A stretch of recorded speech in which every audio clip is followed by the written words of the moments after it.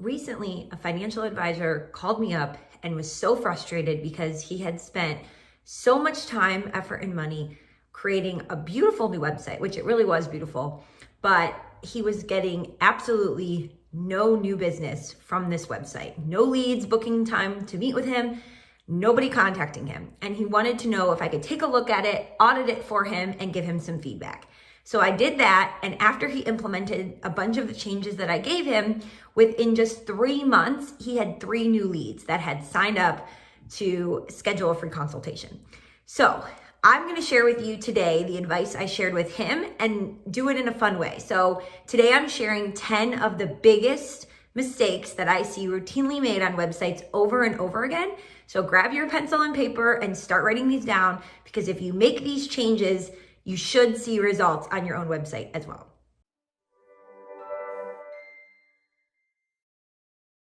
I'm Samantha Russell from 20 over 10 and FMG Suite, and let's start with mistake number 1, which is not writing the most important part of your whole website the right way, which is the hero text, what we call above the fold. So when you first land on a website, the text you see that greets you on the homepage, that's called the hero text.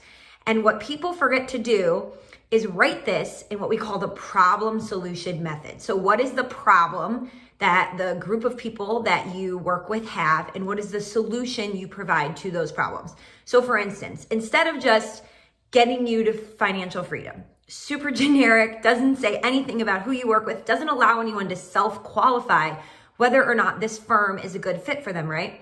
Instead of that, you could say something like, we help busy tech professionals in Silicon Valley with their executive benefits, reduced taxes, right? You could list out like 3 different benefits that you give. That would be an amazing hero copy for a homepage.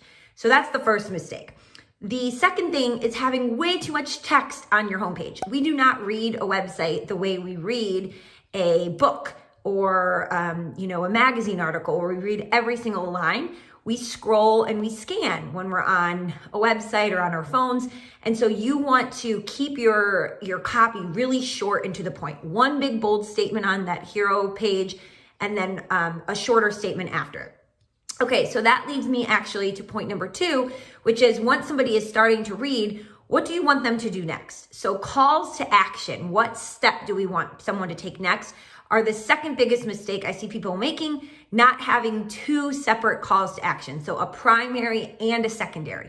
The primary, of course, is whatever that end goal we want people to take, to book a meeting, to schedule a time with us, to get that free consultation. But not everybody's gonna be ready to do that. 97% of website visitors abandon the site and don't take action. So we want them to have a reason to come back. We want to capture their information in some way. So the secondary call to action would be just getting them to stick around on the site longer, right? So it might be meet Joe, our founder, or read a case study or a success story of how we've helped someone really well.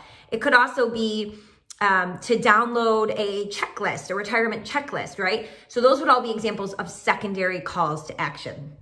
Now, another mistake I see people making, mistake number 3, is not having a really compelling call to action when you're trying to collect email addresses.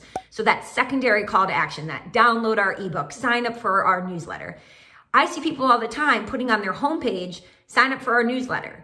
If no one's ever read any of the content that you've created, why would they sign up for your newsletter, right? So that would make more sense to put that call to action on your blog style page. So they read a couple blog posts and then you say, like what you're reading here, sign up for our newsletter, right?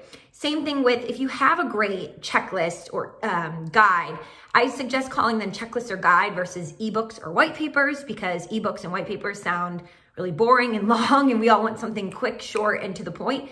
So for that checklist or that guide that you're gonna give, show an example of what they'll learn after they download it. Say by downloading this, you're gonna learn, and list out 5 different takeaways, or maybe have a little snapshot image of what it actually looks like when they get it. You wanna make it compelling enough for them to give up their email. That is gonna increase your conversions.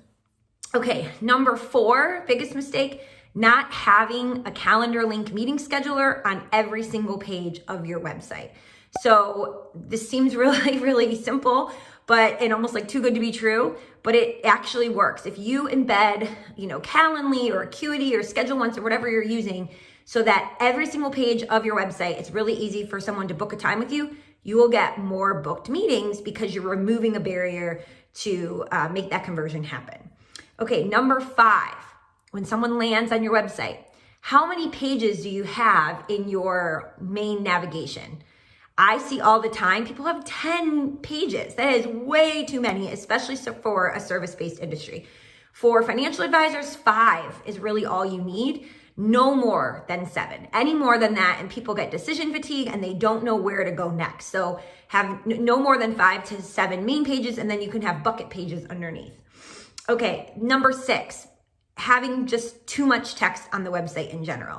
Instead of having big blocks of paragraph copy, we want to break that up and have columns, have icons, have charts and graphs, have big bolded colored sections that break up the page. Again, people are scrolling and scanning until something catches their eye.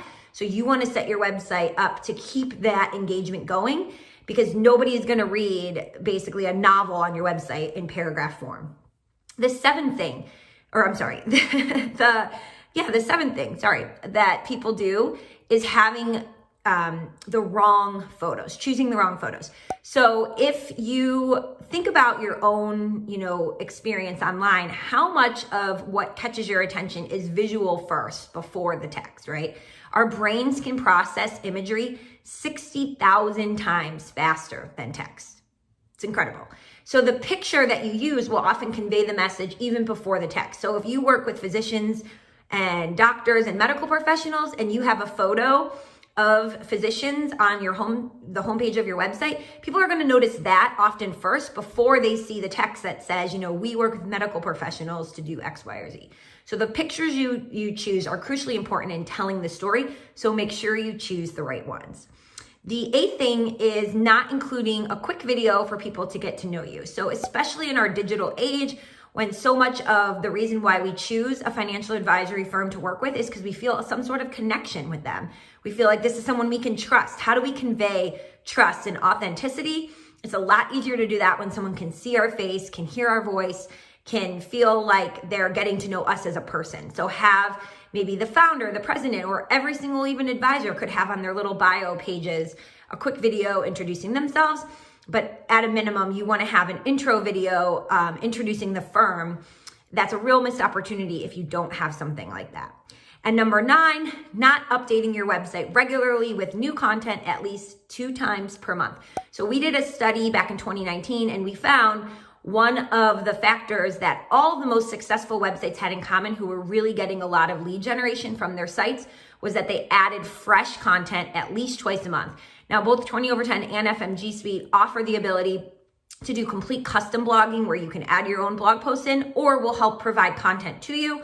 So we have lots of options for that, but you want to make sure you're adding new content at least twice a month.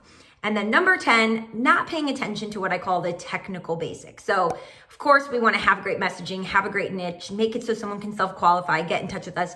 But some of the basic things can end up making it that people can't even find you to begin with. So for instance, you want to make sure your site is mobile responsive.